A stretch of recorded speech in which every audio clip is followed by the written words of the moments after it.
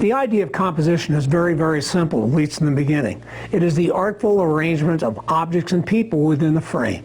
So for example, the very video that you're looking right now has elements of composition. Where am I in the frame? Am I framed left? Am I framed right? Or am I framed in the middle? Those three choices can make a tremendous amount of difference in how you interpret the image that you're looking at.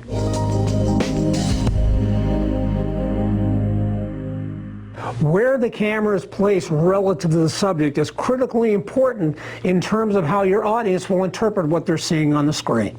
So for example, the camera that I'm using right now is placed so that it's about the same height as my eye level. That's the neutral position. If we were to place the camera, for example, below an object, it makes that object look much bigger and much more dominant and stronger than the viewer. If we place the camera above the object so it's shooting down on the object, now just the opposite happens. The subject looks smaller, looks less powerful, looks diminutive.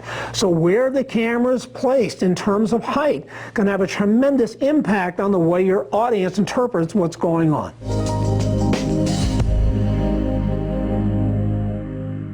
An important concept or principle behind good composition is to use something called the rule of thirds.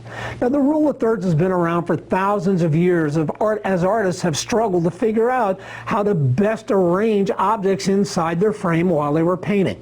The rule of thirds simply means that you imagine a tic-tac-toe box in your viewfinder. And on that tic-tac-toe box you will notice there are 4 points where the lines intersect. 2 on the top and 2 on the bottom, 2 on the right and 2 on the left.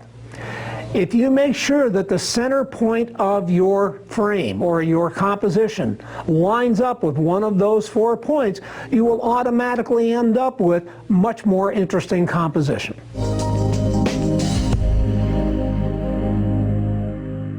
One of the things we need to be concerned about when we're doing composition is that we have relatively the same composition between each of the shots, so that when we edit it together we can preserve an illusion of continuity. We can make it look the same to the audience. So for example, if we have 3 different shots of someone, we would make sure that their eye line and where their eyes are remain relatively the same in each of the 3 shots.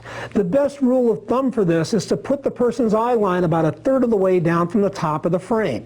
So whether you're shooting a long shot, medium shot, or a close-up, their eye line will remain the same. Their head won't bounce all over the screen. If you do this, the result will be much smoother for the audience and they will get much more engaged in what's going on. One of the best uses of the rule of thirds is when you're taking portraits of people or when you're shooting people. One of the things you can remember to always do to make that composition look as interesting as you can is to make sure that the people's eyes, that at least one of their eyes, hopefully both, fall along one of those 2 lines, and usually it's the line on top. It's the upper third. If you look at any videos or any films, you will notice that very often that rule is followed. The person's eye line is 1/3 of the way down from the top of the frame, and usually one or both of the eyes lines up with where those lines intersect.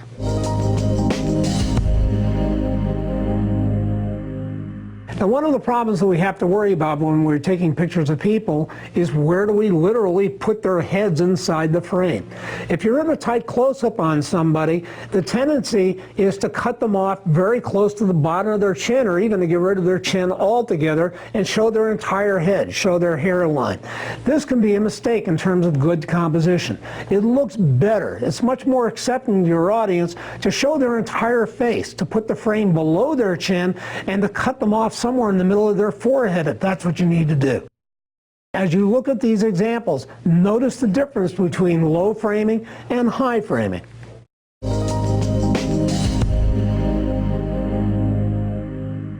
Whenever you have your subject facing either the right frame or the left frame, you have to be aware of something called lead room or nose room. And what this simply means is you have to leave some space between the front of their face or the front of the object and the edge of the frame. Nose room works because psychologically it creates a space for your object to look to. If we don't have any nose room at all, as you can see in this example, notice how the person looks like they're looking right into a brick wall. It is very, very uncomfortable for the viewer to see somebody looking this way. Now, you can use this effect on purpose if you wish, but you have to be very, very careful.